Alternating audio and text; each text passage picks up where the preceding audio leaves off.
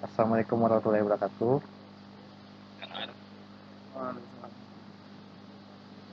Baiklah, terima kasih untuk rekan-rekan yang bisa menyempatkan hadir untuk pada kesempatan kali ini untuk kita berdiskusi tentang soal UTS kita, yaitu apa, apakah sistem transmisi listrik ini diperlukan atau tidak. Untuk pertama, perkenalkan saya Aditya Mulyadi Dwi Putra yang selaku moderator di kelompok ini. Kemudian untuk rekan-rekan saya ada Siti Amran untuk sebagai ketua, kemudian Mahmud Rizaldi sebagai sekretaris, dan Dawam Abdullah dan Ahmad Gaziullah sebagai anggota.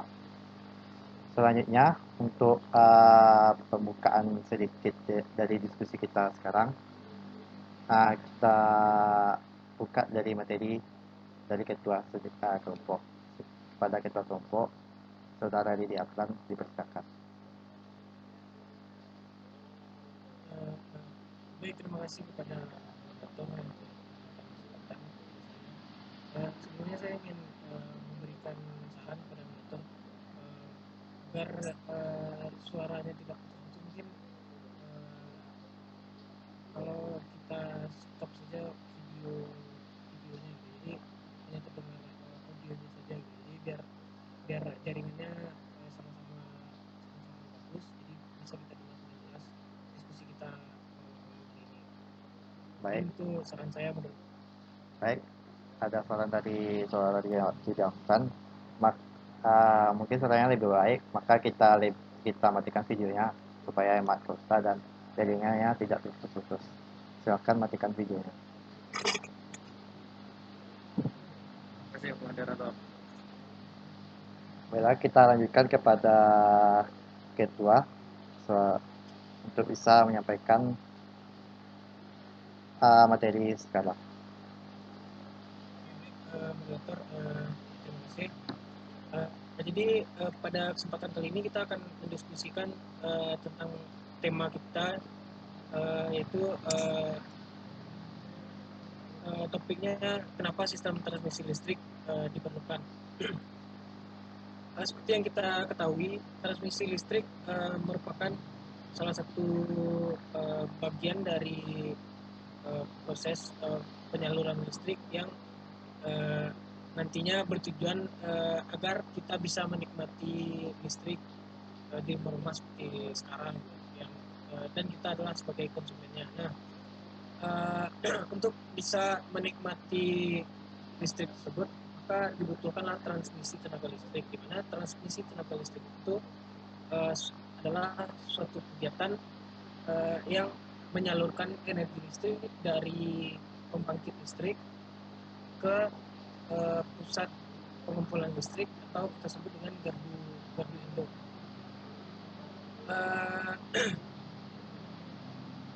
Transmisi listrik merupakan penyaluran listrik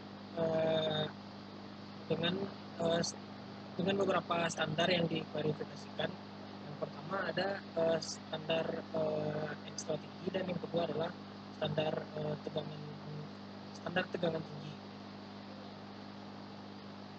Untuk konstruksi dari transmisi listrik ini sendiri ada 3 bagian. Yang pertama ada saluran udara, lalu yang kedua ada saluran kabel tanah, dan yang ketiga ada saluran kabel laut. Nah, di mana masing-masingnya dipergunakan dengan tujuan tertentu dan dengan pertimbangan tertentu.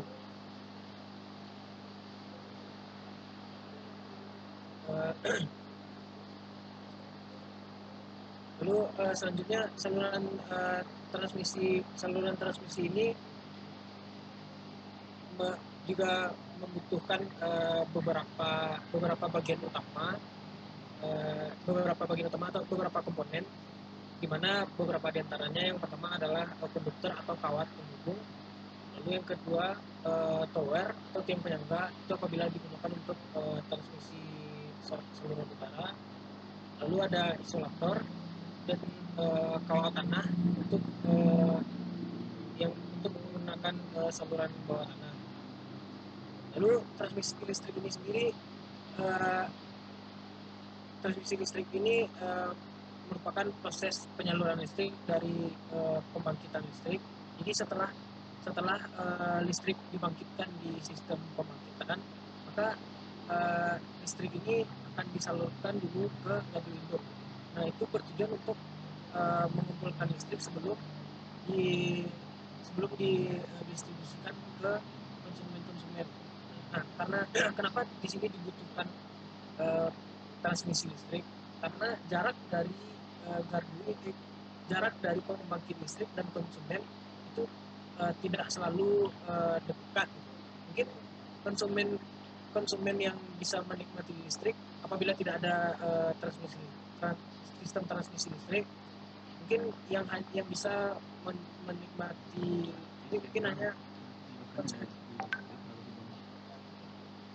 konsumen-konsumen yang berada dekat dengan pembangkit listrik. Nah, dan bagaimana nasibnya dengan konsumen-konsumen yang berada jauh dari pembangkitan listrik? Nah, karena itulah di sini dibutuhkan proses transmisi listrik agar listrik yang dibangkitkan tadi dapat tercapai ke seluruh daerah dan akhirnya konsumen dapat menikmati listrik tersebut walaupun jaraknya jauh ataupun dekat dari pembangkitan listrik.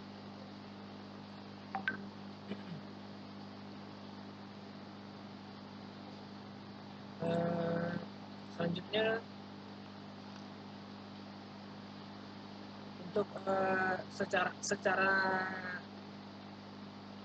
secara menyeluruh mungkin itu adalah kegunaan dari transmisi listrik. Nah, sekarang kalau kita bertanya apabila tidak ada transmisi listrik hanya dari pembangkitan dan langsung distribusi, maka akan ada beberapa kendala dalam penyaluran listrik, dan juga kenapa tidak langsung didistribusikan ke tempat-tempat yang jauh. Kenapa harus ada proses transmisi listrik? Nah, itu dikarenakan apabila langsung didistribusikan, maka pembagian listriknya mungkin bisa jadi tidak merata. Jadi untuk itu juga dibutuhkan sistem transmisi listrik. Mungkin penyampaian awal dari saya itu saja dulu. Saya kembalikan dulu ke moderator. Baiklah, terima kasih untuk penyampaian dari Ketua kelompok Saudara Diagram. Untuk tanggapan atau pertanyaan, adakah dari kelompok menyampaikan tanggapan atau pertanyaan?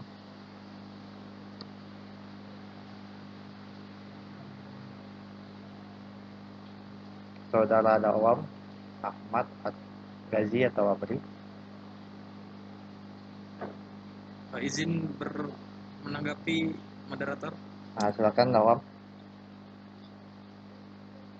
Baik, terkait dari materi yang disampaikan oleh rekan Rifki Amran, saya ingin sedikit menanggapi atau bertanya tentang masalah tadi penjelasan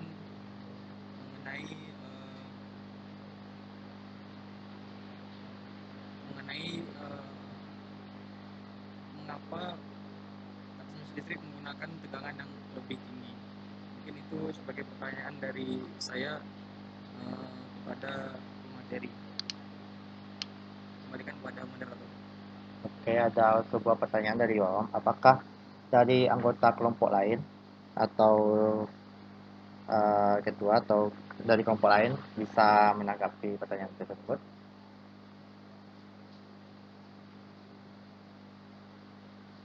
Kepada Gazi atau Amri?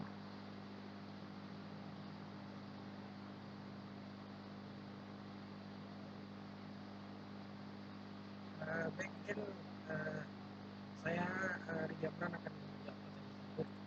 Baik. Tadi mungkin saya tidak terlalu menjelaskan kenapa harus digunakan tegangan yang tinggi. Pada saluran transmisi kita menggunakan tegangan yang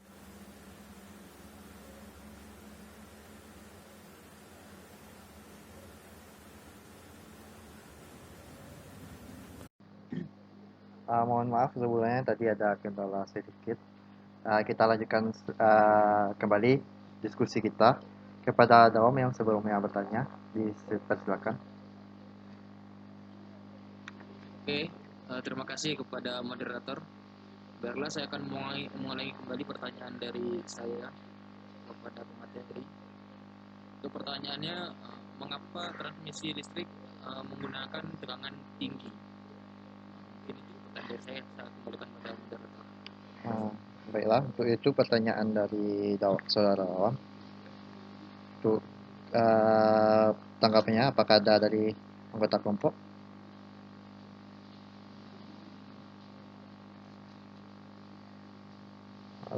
Apakah untuk tanggapan dari pertanyaan Dawam, apakah ada tanggapannya?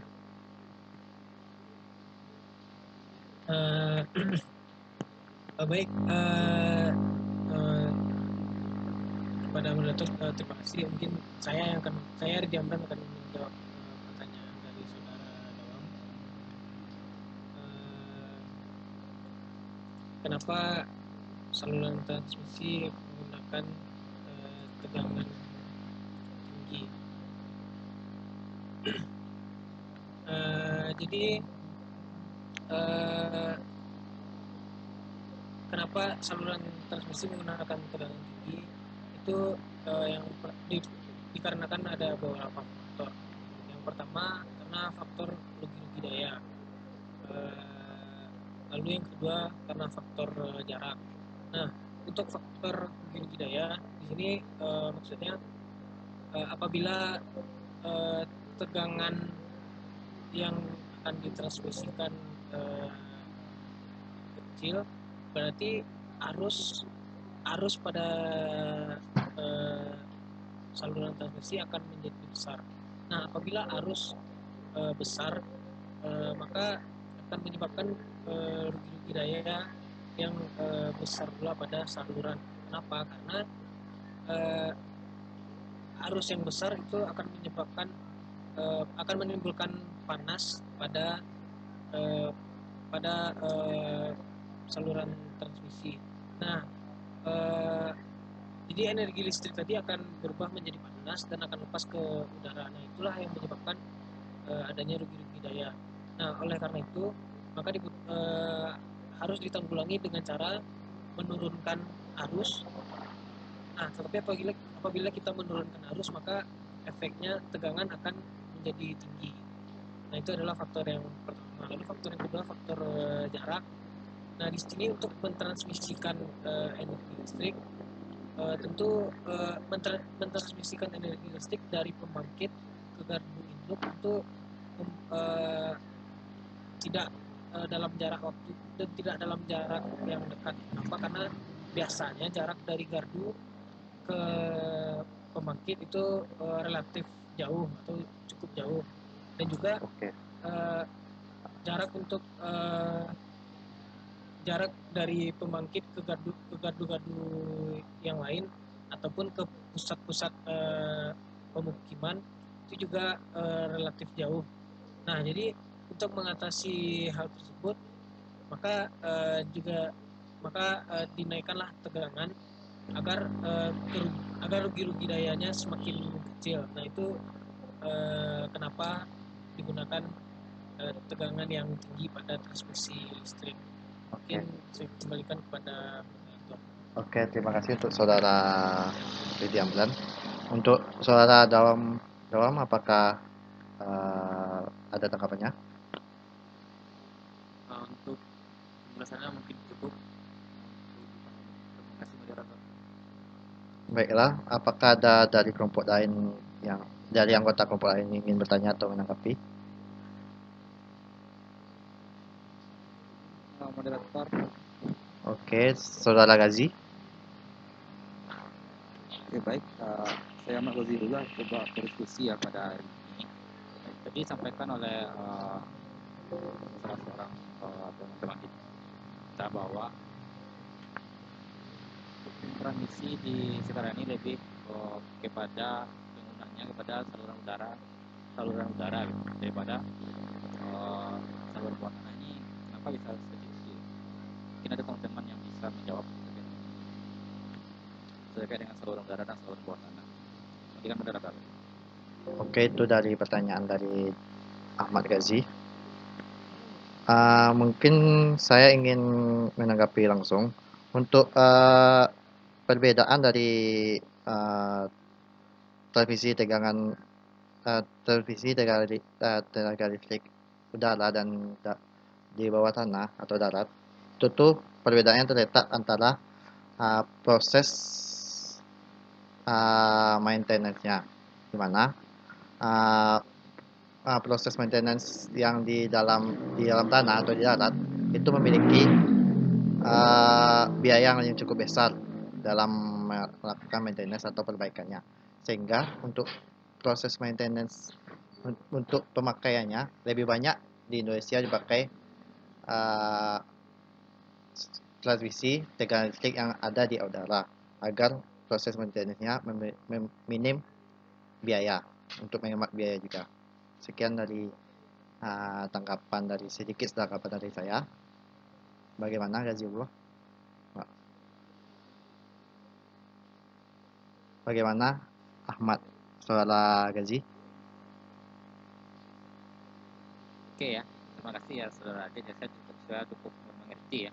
Berarti lebih condong di udara karena faktor maintenance dan biayanya ya. Mungkin terima kasih ya diberikan. Oke, terima kasih untuk pertanyaan saudara Gazi. Apakah ada pertanyaan lain untuk anggota lainnya? Izin menambahkan moderator. Baik, saudara Lidi Amplet. Jadi untuk pertanyaan yang tadi saya ingin menambahkan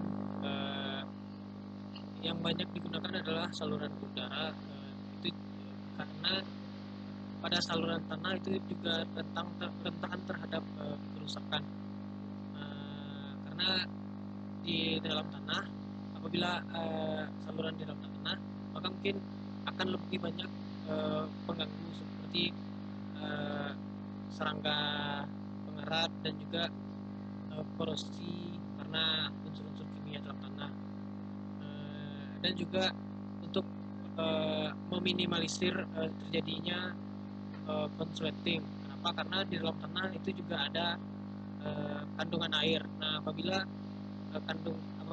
listrik tersebut bocor ke air, maka tentu akan apabila bocor ke air maka bisa menyebabkan kerusakan ataupun dampak buruk pada lingkungan yang terjadi kebocoran tersebut. Nah, mungkin itu tambahan dari saya, moderator. Baik, itu sedikit tambahan dari saudara Lidi Amplet. Kemudian apakah ada masih pertanyaan?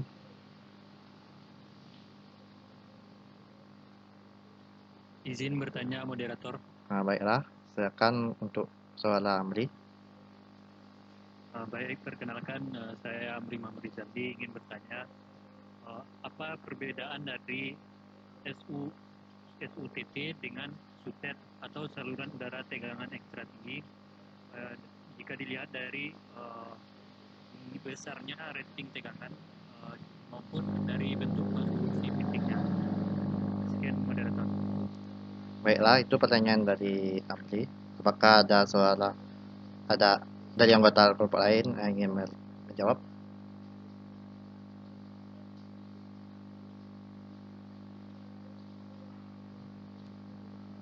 Jika tidak, mungkin saya ingin membantu menjawab. Untuk perbedaan dari SUTT dengan SUTET itu perbedaannya terletak pada tegangannya. Untuk SUTET sendiri itu memiliki tegangan dari 500 kV, dan untuk SUTT itu untuk SUTET, dan untuk SUTT itu tuh bertegangan dari mencapai 120 kV. Kemudian untuk dari fisiknya, fisik SUTET lebih besar dari SUTT dan memiliki konduktor yang lebih besar. Sekian, apakah ada suara Amri ingin menanggapi? Terima kasih kepada saudara Adit dengan penjelasan dari saudara Adit. Terima kasih.